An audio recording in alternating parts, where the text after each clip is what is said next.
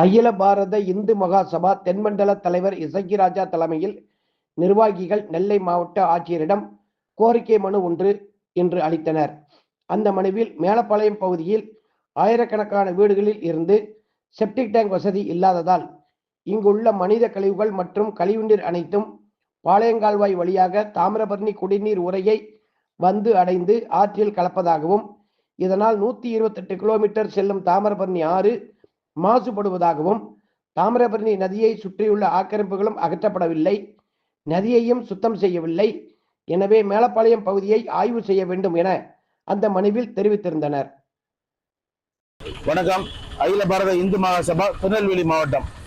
இன்னைக்கு பாத்தீங்கன்னா திருநெல்வேலிக்கு கிடைக்காத சொத்து என்னன்னா நம்ம தாமிரபரணி ஆறு.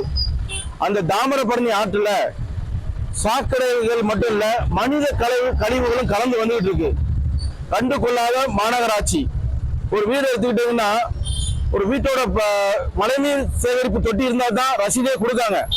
அப்படி இருக்க சூழ்நிலையில இவ்வளவு பெரிய செப்டி டேங்க் எந்த ஒரு வீட்லயும் செப்டி டேங்க் இல்லாம ஆத்துக்குள்ள கொண்டு டைரக்டா விட்டுருக்காங்க. இன்ன வரைக்கும் யாருமே அதை கண்டுக்கிடல. அது போக நிதி அரசர்கள், உயர்நீதிமன்ற மதுரைக்கு நிதி அரசர்கள் வந்து பார்வையிட்டும் எந்த ஒரு வேலையும் இன்னைக்கு நடக்கல. நிதி அரசர்கள் வந்த பிறகு வேற ஒரு இடத்த அவங்ககிட்ட காமிச்சிருக்காங்க. டைரக்டா மழை வந்து தாமிரபரணி ஆத்துல கலக்கத காமிக்கல. அந்த கழிவு நீர்லாம் எங்க வருதுன்னு கேட்டீங்கன்னா மேலப்பாளையத்துல பாறை கால்வாய் அப்படின்னு சொல்லுவாங்க. அது வழியா டைரக்டா வந்து ஆத்துக்குள்ள வந்து கலக்குது. அதோட இன்னொரு விஷயம் என்னன்னா, எந்த ஒரு வீட்டுக்குமே அந்த லைன்ல வந்து செப்டிக் டேங்க் போடல. அப்ப நம்ம மனித குடிக்கக்கூடிய குடிநீர் குழாய் ஆழ்துளை கிணத்தை ஒட்டி தான் அந்த மனித கழிவுகளே அங்க கலந்து குடிநீருக்கு வருது.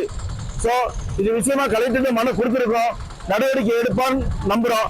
நடவடிக்கை எடுக்காத பட்சத்தில் அகில பாரத இந்து மகாசபா என்ன செய்யணும்னு கேட்டீங்கன்னா, இந்த மனுவை பார்த்தீங்கன்னா மனுவே காமிச்சிருக்கோம். அவங்களே டைரக்டா பார்ட்டியா சேர்த்து உயர் நீதிமன்றத்தில் வழக்கு தொடருவோம். நன்றி, வணக்கம்.